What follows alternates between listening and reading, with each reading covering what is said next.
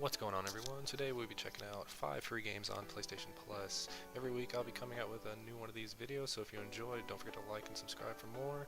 The first game we will be checking out will be Hawken. Hawken is a multiplayer first-person shooter for the PlayStation that places you inside a mechanized war machine on the battlefield of a dystopian world called Ilal.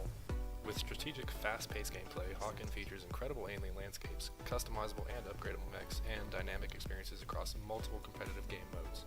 There are 3 different classes of mechs, and each has their own perks. Your mechs are upgradable, so that way each player can adjust to their own skill set. I did run into a few problems, however. Starting out, the game was a bit glitchy, so I actually had to restart it 2 or 3 times, honestly. But after I initially got started, everything was going good. Didn't have a problem after that. It wasn't a bad play. Definitely worth checking out if you're into tech and shooting games. Here comes the big guy. Okay, so our second game is Big City Stories. I kind of just did this game because I occasionally like to play some city builder games, and honestly, I'm not going to lie, they're all pretty much the same. But nevertheless, it was fun to play. In this game, you start out as a hero who won a political race to be mayor. As mayor, you can build up your city from a small, not so significant town to a flourishing utopia of whatever the hell you want it to be. When I first started playing this game, I found it to be a little silly. One of your opponents in the opening video is Donald Dump. Obviously, the creators wanted to make a comment towards politics in the real world. Almost forgot about the other person you're running against, whose name is Ronald Raven. Like I said, this game might initially seem like something along the lines of any other city builder games, but here you can actually create your character and even drive vehicles through your city. Heck, you can even take vehicles from the citizens in your crappy little city. All in all, it's a fun little game to play for a bit.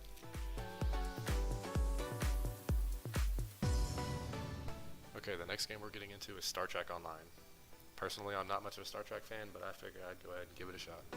In this game, you can create your own avatar, become a starship captain, and travel through the galaxy fighting enemies and exploring new places. Though this game is lacking in good graphics, if you're a Star Trek fan, I'm sure you would enjoy this game.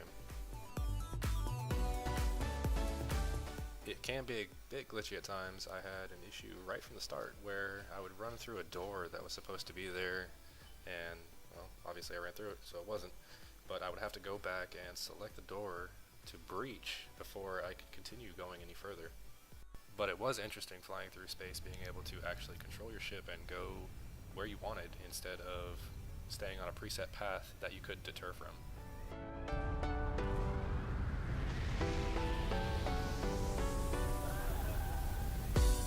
Okay, the 4th game on this list is Warframe. Honestly, I like this game a lot. It was really good in my point of view. You play as an ancient warrior that is trying to defeat a new evil that is creating mass chaos. You can play solo and play together with other players. This is how the story begins according to the Warframe website. They were called Tenno, warriors of blade and gun, masters of the Warframe armor. Those that survived the old war were left drifting among the ruins. Now they are needed once more. The Grineer, with their vast armies, are spreading throughout the solar system. A call echoes across the stars, summoning the Tenno to an ancient place. They summon you. Allow the Lotus to guide you. She has rescued you from your cryostasis chamber and given you a chance to survive. The Grineer will find you. You must be prepared.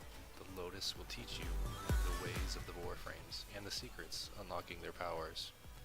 Okay, so there are actually 4 factions of enemies in this game. The Grineer, the Corpus, the Infested, and the Sentient. Each enemy is more worse than the last. I did actually have a lot of fun playing this game, and it's definitely worth checking out.